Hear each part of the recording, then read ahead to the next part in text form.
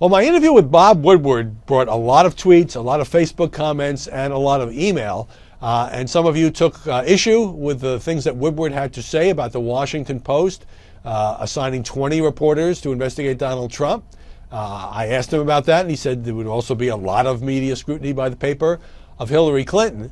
And some of you took issue with me because you didn't like Woodward's answers and you felt that I should have, wrestled him to the ground. So let me read one of those emails, and it comes from William McAuliffe in Massachusetts, who says, I enjoyed your show very much this weekend. Thank you, William, especially your comment about the smell test at the end of the piece on NPR.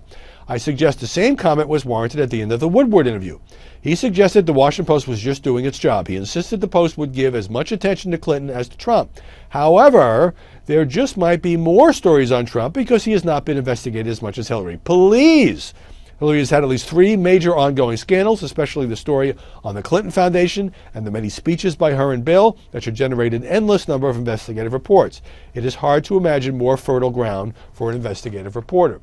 Well, I asked Woodward all of these questions of what he had said about her email scandal, that he believes she didn't have the intent, but maybe was negligent, as her critics say. I asked him about whether Clinton would get the same scrutiny as Donald Trump is getting from the Washington Post. I asked him about whether he thinks that past candidates, like Barack Obama, got enough scrutiny from the Washington Post and the rest of the media, and he said, well, we could always do better, rather than, say, acknowledging that the press didn't do a good enough job in 2008.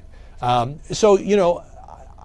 ask the questions. It's like interviewing politicians. When you interview journalists, they give the answers they choose to give. I follow up. He, for example, said President Obama says Hillary Clinton didn't have any intent to make it easier for foreign countries to get access to classified information through her home email server. And I said, of course he's going to defend his fellow Democrat, and Woodward agreed. And then you, the audience, get to decide if you like the answers, if you don't like the answers, or you think he's ducking or dodging. But that's the way we do it. It is my job to be aggressive with all these people, and I think I was pretty aggressive with Bob Woodward.